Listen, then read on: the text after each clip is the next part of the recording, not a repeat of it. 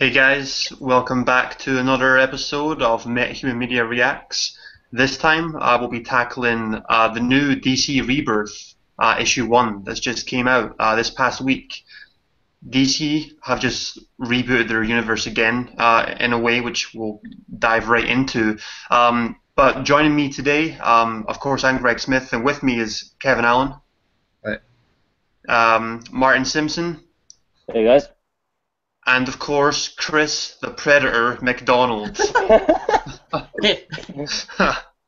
How are you again? Once again, are you okay, Chris? Hanging in there? Doing fine, doing fine. Not had too many fights with Arnie of late. Good stuff. Okay. So yeah, DC Rebirth. The last time we done this, it was a reboot of the universe with the New 52, making characters younger. Certain stories didn't happen. So now we're getting the next step, the next stage of DC's universe and what's happening with it. So just a short brief. Now that New 52 is went on since 2011, so we've had a good solid 5+ years of that. Just exploring the different characters and the changes that they've made to old ones, new stories, a lot of rehashed stories, and again a lot of stories that were just completely taken out that existed beforehand. The Killing Joke being one of them, which we all disagree with strongly. I will say that the Killing Joke still happened.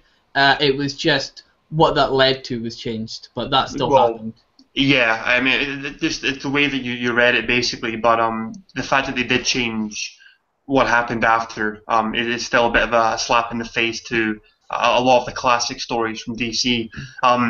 But yeah, I personally thought this was a great step in the step in the right direction for DC.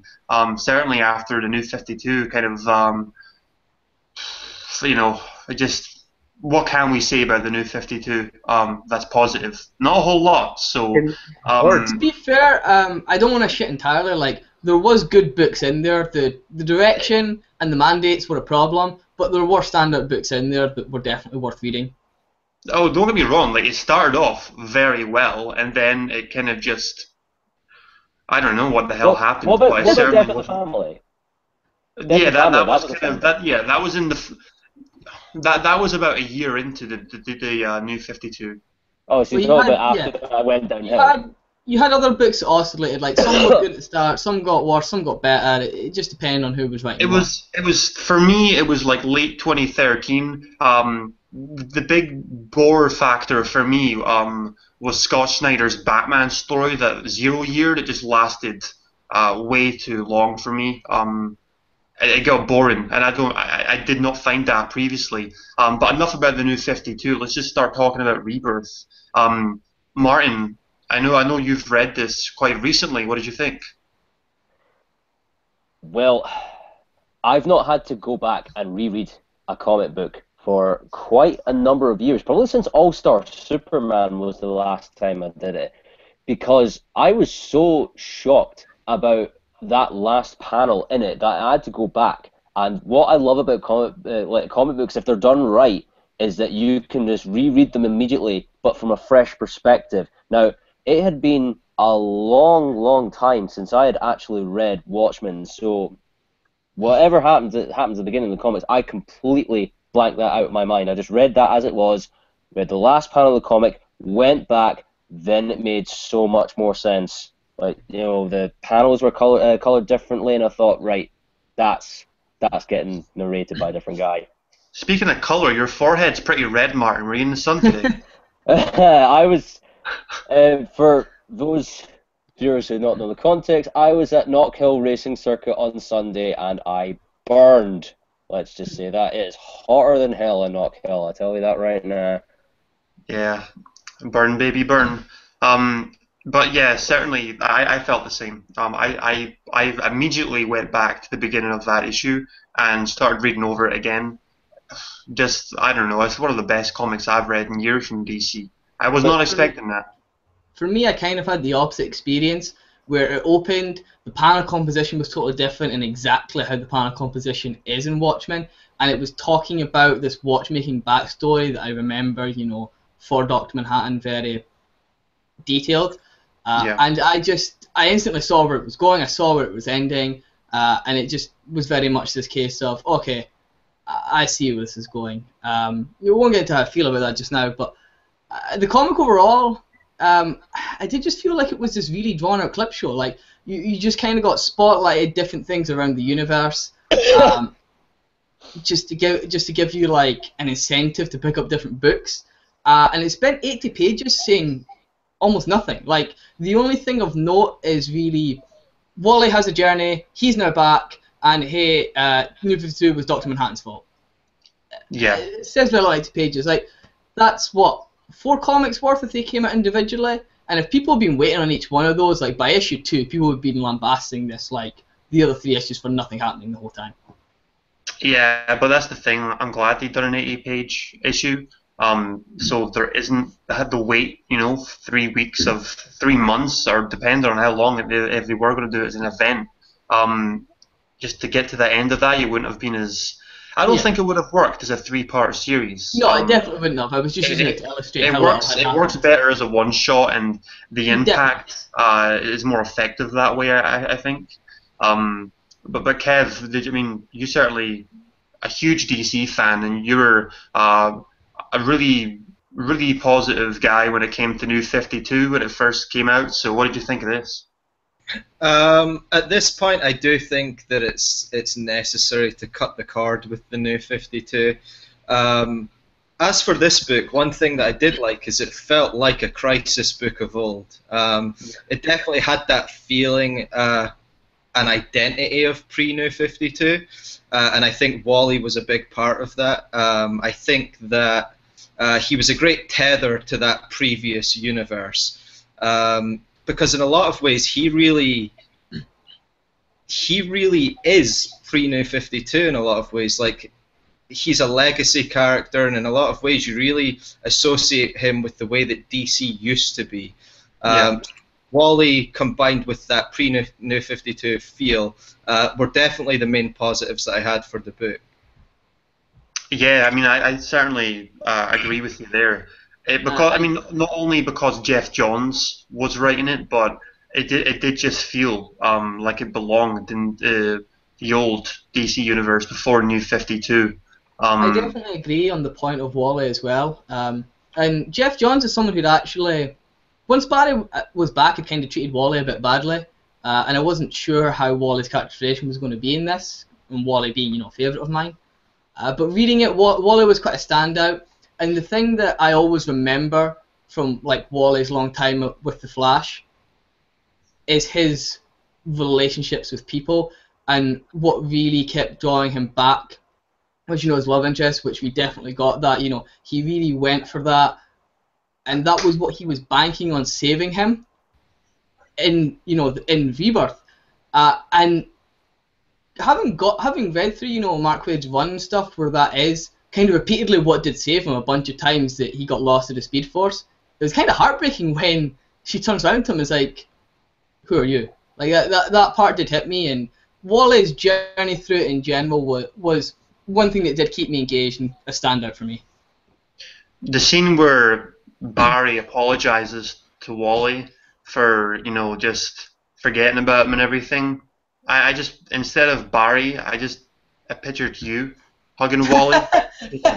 I know you really missed him, so it was emotional for me, Yeah. I didn't forget him though, but yeah, I see what you mean. But it's easily to forget him. Just there is another Wally West, and Barry's obviously back in the spotlight. And it was nice to get a way for them to coexist, because I was never going to accept this new Wally West because he's not. And even on Flash, where this new Wally West was created because of the Flash TV show. Yeah, totally. Whereas the TV show one is more meant to be, it's meant to be as if it's, comic Wally, and he doesn't feel anything like it. So it's nice for them to create that separation, and you now don't have that conflict over them trying to convince you this totally different guy is still your Wally and stuff. Yeah, they needed to bring Wally back as well, because people forget that he was the Flash for so pretty long. long time, yeah. So A lot. That's a funny thing. Like a lot of Flash has picked up a lot of popularity recently, and a lot of people remember fondly liking the Flash, and that carries them through with Barry these days. But a lot of these people's memories are all of Wally on like the TV show and stuff, and Wally and Barry are very different. And Well, DC even sorry, I don't know about you guys, but Wally West was my definitive Flash. Like you were saying about the TV shows, Yeah. like, I don't know if you guys watched the Justice League cartoons when we were growing Definitely. up. yeah, I was going to mention that actually. Yeah, Wally West, that was the definitive Flash for me. Like, I knew about him before I knew about Barry Allen, Jay Garrick, Yeah. Bart, any of the Flashes. Wally West was my Flash. And they're clearly aware of that, because although they were pushing Barry as the main Flash since he's come back, in a lot of like the animated features and stuff that they have Barry Flash, they transplant Wally's personality onto him. That's totally different, but they know that's what people expect from the Flash, regardless of who's actually in the mantle. And it's created this weird thing where a lot of people think they love Barry because of times they've seen him act like Wally, and it's kind of odd. yeah. I mean, a lot of us, when we grew up reading comics in the 90s, it was Wally. Because Barry had been out of action since the 80s, yeah. well, yeah, Crisis on Infinite Earths. Yeah. And then obviously coming back in, officially Rebirth, I believe it was, Flash Rebirth, Jeff Johns. No, it was Final Crisis, and then Rebirth followed on. Well, yeah, Final Crisis he came back, but his first new series, so to speak, was Rebirth. It was quite cool the way he came back. Just very quickly, when Crisis on Infinite Earth was written, the writer did actually have a plan for how Barry could come back, but then DC didn't want to pursue it, went full steam ahead. And it's cool that Grant Morrison's way of him coming back was what the plan had originally been. Yeah, that was pretty awesome. I was just going to say, Kev's looking sleepy there, so let's just get him involved. What did you? I mean, what didn't you like about it? Was there? Yeah, I've definitely got a main criticism of it. For me, it's the treatment of the Watchmen. Single most significant thing the medium has ever really done, at least in terms of superheroes. And yet, this book serves to belittle Watchmen in a lot of ways. It tarnishes the legacy of Watchmen. Wait, I've got to stop you, Kev. In what way does it tarnish it? I don't understand. The New 52 was not well done, especially as time went on. In DC Universe Rebirth, what we're told is repeatedly is that the New 52 was a universe that lacked legacies, meaningful relationships, that there was something fundamental missing. And it was like a hole in people's souls, almost. What we're told in DC Universe Rebirth is that that was the fault of Watchmen, that Dr. Manhattan is responsible for that. It's not the awful direction DC went in, or the writers, the mediocre stories. It's somehow some knock-on effect of Watchmen. So basically, they're turning Dr. Manhattan into a scapegoat, essentially.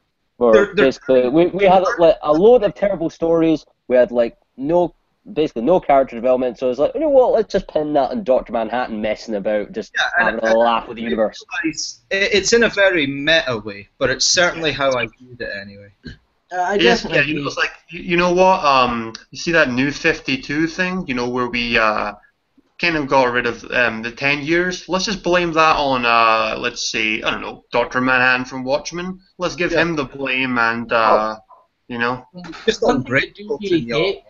one thing I do really hate on this topic is when before Watchmen was a thing, almost every review outlet wanted to be seen at the forefront, to be lambasting DC for doing this, for going back to Watchmen, for dredging up these characters that didn't need to be touched again, and so forth. And these same reviewers that were adamant there's no reason to come back to this, there's no reason to do this, it's such a disservice to Alan Moore, Dave Gibbons, who never wanted the characters come back to again. But then they do it in Rebirth. They're doing essentially the exact same thing. And now it's okay, now it's complimentable, and it's not even that long after before, and it's so transparent. And I do think there's this element of DC sort of trying to paint themselves the hero for giving people what they want, when it was them for so many years who was doing the exact opposite and adamantly ignoring what people were asking for and then tried to paint himself the hero by saying, "Hey, that was a mistake," after but standing by it determinedly for so long. I'm afraid of what they're going to do next. I mean, what, like drag up V from V for Vendetta or something? Because I'm terrified that that's going to happen. Yeah, that's Watchmen not is gonna because of the scale and popularity of it more so than what V has. Well, in that respect, then I really hope they just limit their damage to just including the Watchmen and just not touching any on one offshoot characters with a barge pole. Just leave them alone. Well, speaking of mistakes, speaking of mistakes and damage that's been done, 3 Jokers. Why do we need 3 Jokers? What the hell is that? I'm surprised. I don't get that. It's almost become a swear word now, saying Joker and 3 before it. I just don't. I honestly don't believe. I won't say a lot on the topic. What are they doing? I won't say a lot on it. I'll mostly let you guys go in on it. But to me, they've clearly not known what to do with Joker for a long time, but want to use him in every story. So I guess it's something kind of different. But I don't think it's a good idea. And weirdly, it manages to be retreading kind of the same area that Grant Morrison was touching on with the character, but in a much more stupid way. I mean, what they've basically said now is, ever since the first appearance of the Joker back in 1939, I believe, or was it 41? Batman had his. I'm sure it was Batman 1. So whenever Batman 1, yeah. So Batman 1, basically, they're saying that was the first Joker. Then Alan Moore's Killing Joke, that was the second Joker. And then Snyder and Capullo's New 52 Joker was the third Joker. Is that what we're getting at here? That's what the art, I think, wants to imply. But yeah. But again, I don't know what they're trying to do here. Are they saying that it's 3 different people? Is it 3 personalities that's being passed on to? Or could another theory potentially be that the Joker somehow has access to the Lazarus Pit and is in league with Ra's al Ghul or something? It's funny you mention that. It is funny you mention that because in the last Joker story in the New 52 Snyder done before Jim Gordon became Batman, they basically went out and said that Joker was invincible. Yeah, Jim Joker Gordon is became now Savage. Now I'm getting an idea of how stupid the New 52 was. How the hell is Jim Gordon Batman? Yeah, but it was basically Jim Gordon in like a robotic Batman suit. It was like a Robobat, honestly. These guys are killing me here. Yeah, and It's so stupid. From what I hear, I didn't follow it. From what I hear, people did think Jim Gordon was like well tackled in the like it was a forced decision. But they thought it was well tackled. But the Joker thing, turning Joker into Vandal Savage, I don't think anyone was a fan of. Well, that's what I mean. That they basically made Joker immortal. I can't remember exactly what they said, but it was like some sort of substance, I believe, that he inhaled or something. Eventually, found something deep down. They did mention the Lazarus pits, I'm sure, at one point as well, but it wasn't to do with that. Joker's never went in a Lazarus pit, but it was to the same effect where he was invincible, and maybe they can play on that, and that's why he's been around for so long. And I don't know. It just muddles up the Joker's origins even more. I know that's meant to be the point, and we're not meant to know, but it's just you need something like even one thing concrete. Because if you bring in something like the immortality thing, I mean, how is he creating all these gas that just turns him into the old Chelsea grins? The main thing that me and Kev didn't like about this was that they were given the Joker an origin story, but now it's like the complete opposite. We're getting multiple origin stories, so to speak. So it's just. The same way. Sorry, go on. I also think that it's just funny that this book's being lauded as being this thing that's fixing DC problems, and yet within the very book itself, we're now There's problems. with this huge problem that you know in the future DC are then going to again attempt to fix. It just seems like they never learn. And very little was changed as well. Like all we got was old Superman and Wally back. It's implied we're going to get more, but it's clearly still going to be stuck for a lot of characters in where they came from New 52 and just skew them to be more similar now. It sounds to me as it's like the writers are going to back themselves into a corner again in the next 5 years, and they're going to have to fix it all over again. Yeah. Yeah, I mean, honestly, this issue it does set up the future. I mean, I've read a few of the other Rebirth one shots that have come out this week, and I know Chris has also read a few of these, and it's a nice little starting point for people who didn't read the New 52, or at least the end of it anyway, and it's a good jumping on point. So I think a lot more of these stories that are introduced in this issue of Rebirth are going to be panned out more in the separate issues of Batman, Superman, Teen Titans, everything else. So they couldn't, with 80 pages, they did do a lot, and it was still a great comic, I thought. Well above the standards of past DC issues, certainly for the past year or so. Just even it's to the point where we're thinking now DC might be top dogs again, just considering what Marvel have done with Captain America and a bunch of other titles. We're not going to get into that. We could probably speak about that in a future video. But yeah, let us know what you think about DC Rebirth if you've read it. Leave your comments below. If you liked it, awesome. If you didn't, well, again, just let us know why. Of course, subscribe. We've got a lot more videos coming. We've got movies, comics, TV shows. We'll get it all to you. Anything geek related, we're your reliable #1 source. Or I hope so. But that's it from us anyway. So take care, and we'll catch you on the flip side.